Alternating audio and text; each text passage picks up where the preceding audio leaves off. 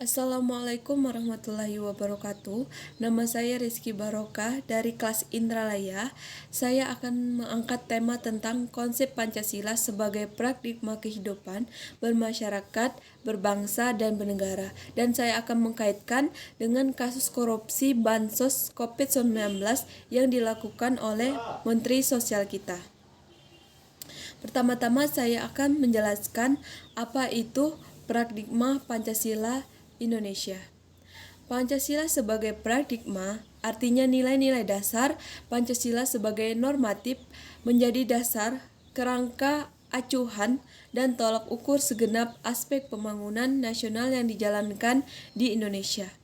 Hal ini sebagai konsekuensi atas pengakuan dan penerimaan bangsa Indonesia atas Pancasila sebagai dasar negara dan ideologi nasional. Hal ini sesuai dengan kenyataan objektif bahwa Pancasila adalah dasar negara Indonesia, sedangkan negara merupakan organisasi atau persekutuan hidup manusia, maka tidak berlebihan apabila Pancasila sebagai landasan dan tolak ukur penyelenggaraan negara termasuk dalam melaksanakan pembangunan negara Indonesia. Dalam paradigma Pancasila ada bidang politik, bidang ekonomi, bidang sosial budaya, dan bidang hukum.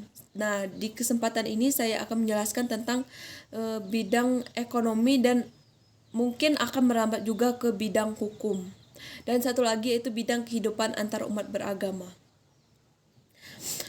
Pancasila sebagai paradigma pembangunan ekonomi. Sesuai dengan paradigma Pancasila dalam pembangunan ekonomi, maka sistem dan pembangunan ekonomi berpijak pada nilai moral daripada Pancasila. Secara kasus, sistem ekonomi harus mendasarkan pada dasar moralitas ketuhanan yaitu sila 1 Pancasila dan kemanusiaan pada sila kedua Pancasila. Sistem ekonomi yang berdasarkan pada moralitas dan humanitas akan menghasilkan sistem ekonomi yang berperi kemanusiaan. Sistem ekonomi yang menghargai hakikat manusia, baik selaku makhluk individu, sosial, makhluk pribadi maupun makhluk Tuhan. Sistem ekonomi yang berlandaskan pada Pancasila berbeda dengan sistem ekonomi liberal yang menguntungkan individu-individu tanpa memperhatikan pada manusia lain.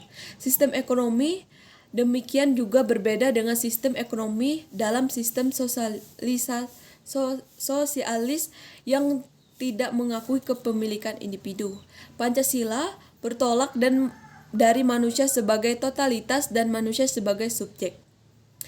Oleh karena itu, sistem ekonomi harus dikembangkan menjadi sistem dan pembangunan ekonomi yang bertujuan pada kesejahteraan rakyat secara keseluruhan. Setelah kita mengetahui apa itu paradigma Pancasila yang mengacu pada bidang ekonomi, saya akan mengangkat kasus yang baru-baru ini terjadi, yaitu kasus Juliari P. Batubara dalam kasus pengadaan bantuan sosial COVID-19 di Kementerian Sosial tahun 2020. Kasus yang menjerat Juliari sebenarnya merupakan kasus korupsi yang jenis konvensional dan lazim dilakukan pejabat lain, yakni seputar pengadaan barang dan jasa. Juliari diduga menjadikan pengadaan bantuan berupa paket bahan pokok untuk kebutuhan penanganan COVID-19 tahun 2020 yang bernilai sekitar 5,9 triliun sebagai bancakan korupsi. Hal ini dilakukan dengan cara mengenakan fee sebesar 10.000 di setiap paket bahan pokok yang dibagikan di Jakarta dan sekitarnya. Kementerian Sosial telah 12 kali menyalurkan paket tersebut dengan jumlah total 22, juta paket sehingga potensi untuk menyalahgunakan dana mencapai 228 miliar.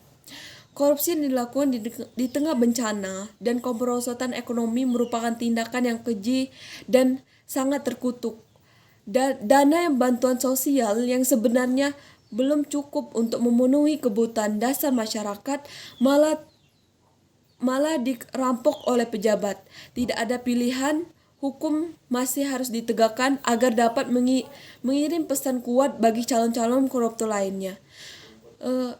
Hal itu menurut saya sangat tidak bermoral, karena ini sedang COVID ya, sedang bencana di Indonesia, dan sedangkan Menteri Sosial kita yang seharusnya mengayomi itu malah menjadikan hal ini kesempatan untuk korupsi. Itulah sebenarnya opini dari saya. Semoga dengan kita menjalankan dan berpacu pada paradigma kehidupan Pancasila, dan maka hal itu tidak akan terjadi, karena Pancasila selalu mengutamakan kemanusiaan yang saya jelaskan tadi. Sekian dari saya, terima kasih.